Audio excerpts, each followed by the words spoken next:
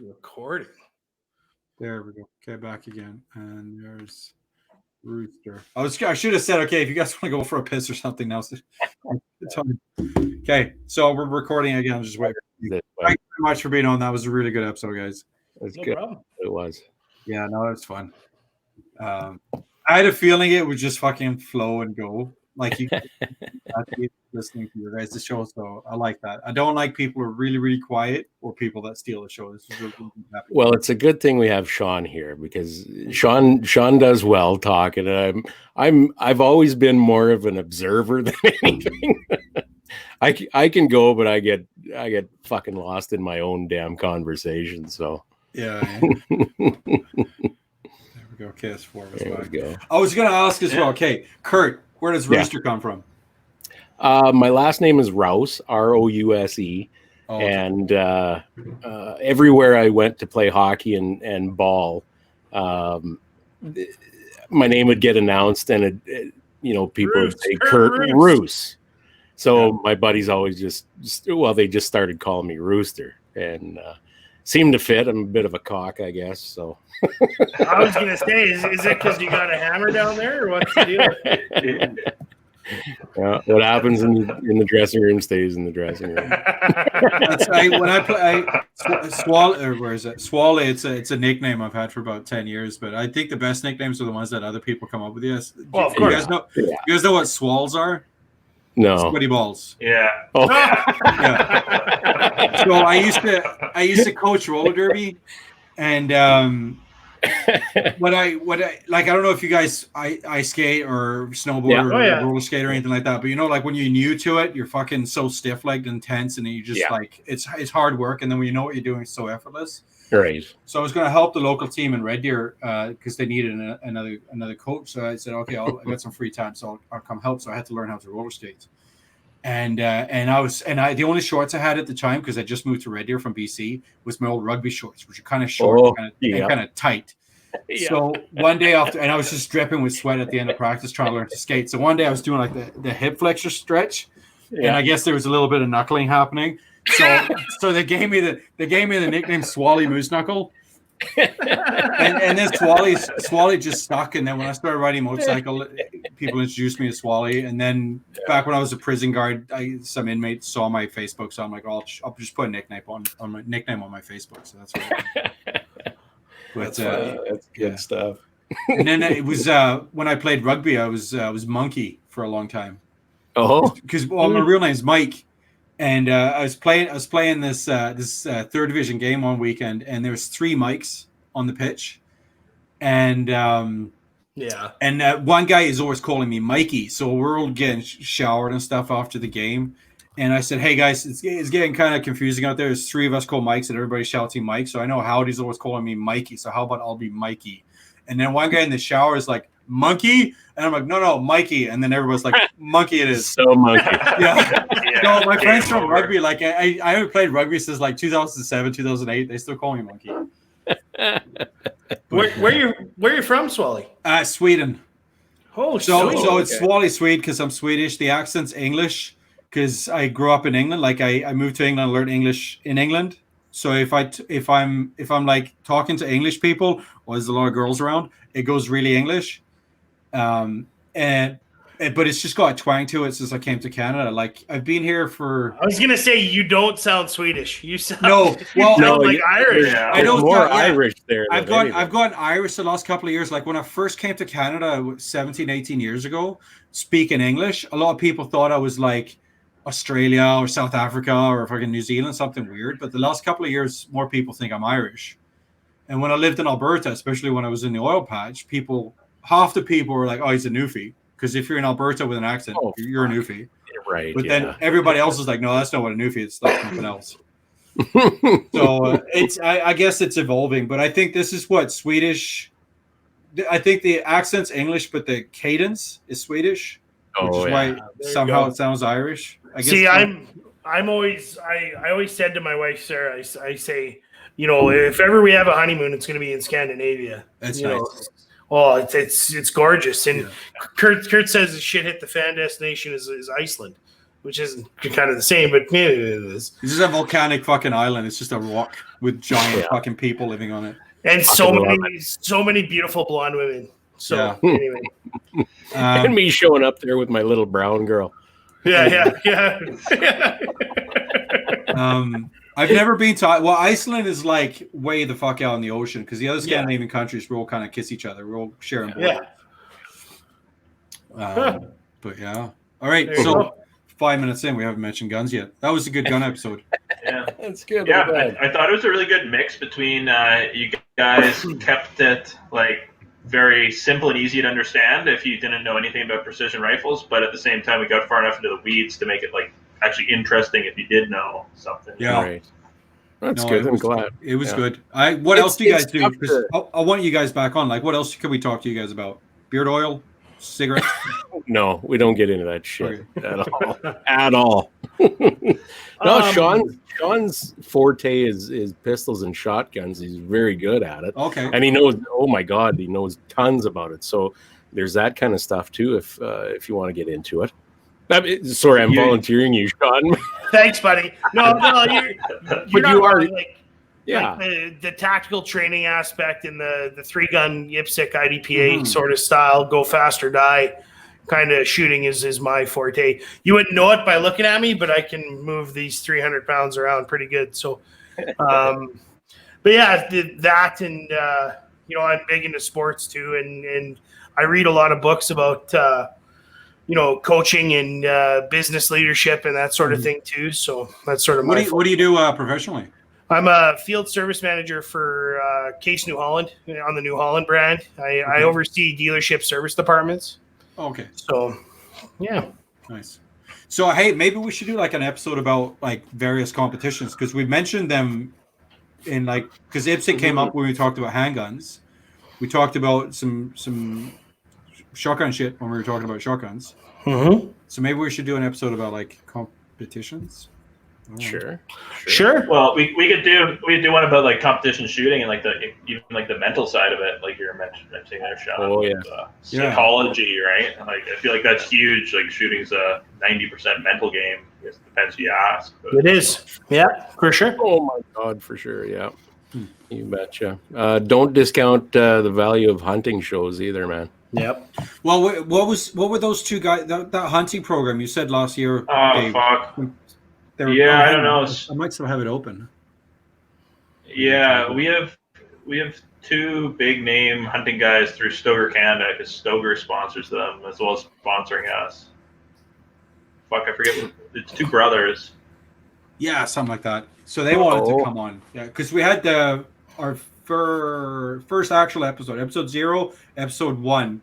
We talked to Delano about hunting. Yeah.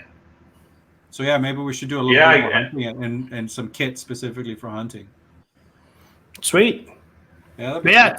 Don't discount the hunting guys, but also being that you guys are an upstart university organization, I wouldn't put it past reaching out to politicians as well. Yeah. Trying to get some of those guys on that are on your side that want to support you and what you guys are doing. I think that would be huge. Not a bad idea. Yeah, you know what? Interview. I do want to have like some non-gun people on at some point. We just find something that's not going to be too much of a hot topic. Well, I think for the success of your podcast, I would recommend getting some form of anti on, especially somebody from the schools that are diehard against it, and be like, hey, let's have a debate. Well, I kind of snuck that in a little bit, and now we've talked for a good hour and a half. I vote NDP. But I still own guns, right? I've got a couple of people that I think the 4th episode, I interviewed a couple of guys, and they're both, I haven't gone into specifics, but left wing, like liberal or NDP, and they're just as pissed at what's his name about the guns. Yeah. Well, for sure. I don't want to have politics into this, and Dave and I, we talked about that really early on, and that's one of the reasons I enjoy this organization because it's not political, but there's 2.2 million of us, and regardless of where people vote, at the end of the day, we're all here for guns. That's right. So let's just keep it on that. And I mean, there's things about the NDP I don't like. I'm sure there's things about the Conservatives that Conservatives don't like. And for a liberal gun owner, they're fucking pissed right now. Yep. Well, and locally here, I'm actually close friends with Trent Weatherspoon, who's a provincial NDP MLA, and we disagree ad nauseum about certain policies. But when it comes to guns, like you said, he's on our side and wants that sort of thing. So I agree. And Kurt, I say at every show, I don't want to get too political, but it's hard to separate politics from guns. Yeah. It really is the way it is now. That has to happen because it can't be just tug of war. Because in politics, I mean, where I come from, we have a shit ton of political parties. So what happens is they form coalitions. Yeah. Whereas in Canada and our cousins below, they're regardless of how many parties we have here or there. Fuck, we're talking about politics. It always becomes a tug of war. So if one side picks one thing, the other side has to pick the opposite side. Well, they pick their hills to die on. Hey? And guns shouldn't be a part of it. No, it's a sport. It's a way of life. It's sustenance for people up north. Yeah. Well, it's the old throwing all the violence from the gangbangers in Toronto and the fucking all the politics of the states. They all get mixed in and confused. Like people like us are the bad guys all of a sudden, right? Right. Yeah, that's exactly right. Throwing everybody into the same fucking soup kettle, and it needs to be two different bowls. Yeah. And from my experience in go ahead. And frozen. I was going to say from like my 95% of people. Oh, you're super choppy right now, Dave. Dave might even be gone. Snowing in Calgary. In the meantime, we'll see. He's either going to freeze back or come back in, or he's going to drop off here. But anyways, we should wrap it up in a bit here, anyways. Okay. So back to guns. Let's leave the politics. I'd love to have either of you guys back. Sure. Or both. What I've discovered is this 4-square format I really, really like. So if somebody ever drops out, or if we want to have a special guest on, I want to pull somebody that I've interviewed from. Yeah, there he goes. I want to pull somebody that I've interviewed before that I know, like I said, is not going to be super quiet and is not going to steal the show. Right. And you guys have done this long enough that you guys are really good. You guys were a pleasure to have on. Thank you. You guys are loud and clear. We talked about it's nice having all the technology available already. Yeah. And we're far away from where we started when, like I said, we're using Zoom meetings and just screaming into the laptop microphone. Like our first episode was a fucking disaster because I went outside and I sat on my balcony because it was really nice, and then half of the episode is like wind noise. Yeah. So that was a learning thing, but whatever.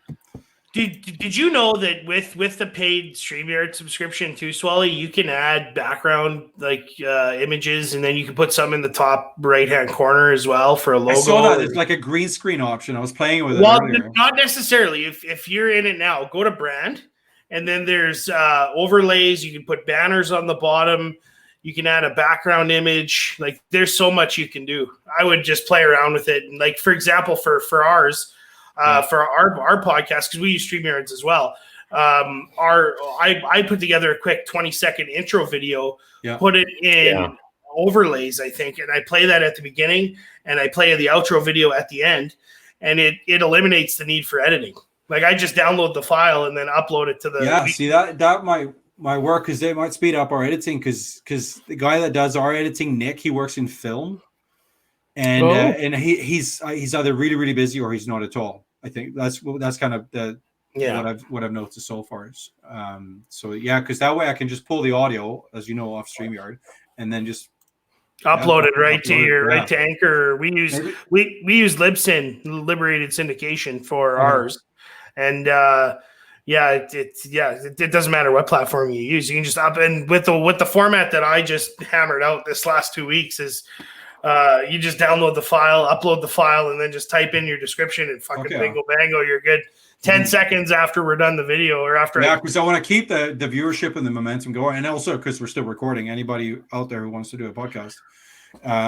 That's a really good tip because then it's the product is ready to go and you can go from video to, because some people don't have an hour and 15 minutes to sit on YouTube. You know, and I listen to podcasts when I drive to work. For sure. Right. Yeah. One recommendation, if you don't mind, you didn't ask me for it, but try and be a little stringent on your schedule and like try and upload it on the same day every time. I've noticed a significant uptick because I used to be fucking dog shit with getting our podcast up on, because like you said, before I figured out we could just download the files, we would record it like we're doing now. Then I would import it into Audacity, which is a free program to use to do the editing. And then I would do that shit and then export that. And next thing I know, 2 hours have gone by. I'm like, I don't have fucking time for this shit. Yeah. And then, but now, life. Life. And Kelly that we had on from Slamfire, she said as well that try and have like an episode all the same date. Yep. The variable there is me because my work schedule is I'm a hydrovac truck operator. So I get my start time at 5 p.m. the day before. Oh, okay. And then my end time, like, my boss doesn't even know when I get done work. Like, we work until we're done. And if a pipe explodes somewhere, we have to go work. We're working a 14-hour day instead of an 8.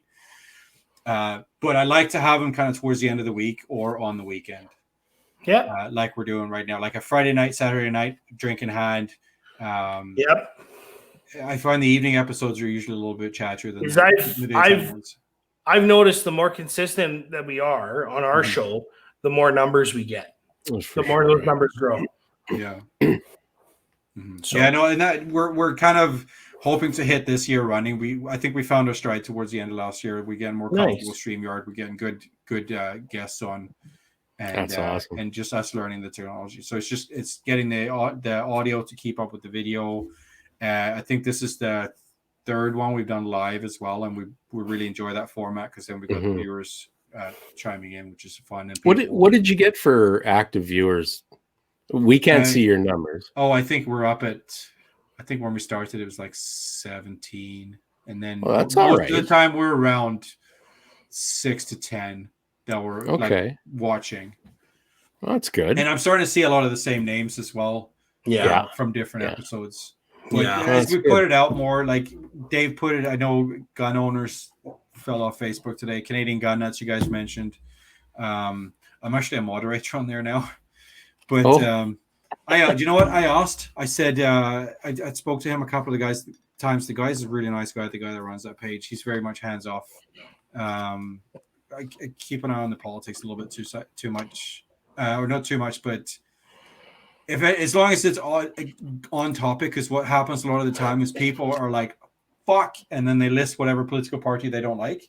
Yeah. But that's never going to turn into a good discussion. But if it is, okay, this is what's happening in the gun world with politics, that's fine. And then it usually turns into a bit of a discussion. But I think a lot of people have become too comfortable talking shit online. Oh my God! They would not be comfortable saying. You need to and I've caught myself doing it as well. And I try and take a step back and say, "Is this something you would say to somebody face to face?" Because if it is not, maybe don't say that thing. Yeah. If my rule of thumb is if I'm going to say something online, it would be the same. I'm going to say to your face, and if you're going to punch me in the face, I probably shouldn't say it. Yeah. Right? So if you want to punch somebody in the face on Facebook, you just go full caps lock. Yeah, because you know it's serious. Yeah, but all right. So that's our after hours. I think I said the world gun once. But yeah, no, I like the format. We'll see if Dave lets me put this one online. But it's been a pleasure. I've got pizza on the way in, so that's dinner. Nice. But, yeah, thanks, John. Thanks, Rooster, and I'll keep. When did you say you guys' next episode is out? Tuesday. Okay, I'll give that a listen. Tuesday. And you guys are live online, right? Yep. Okay, I'll have a check of that. Okay, cheers. Have a good night. Awesome. Thanks, Swally. Thanks, buddy. Yep. Later. Bye.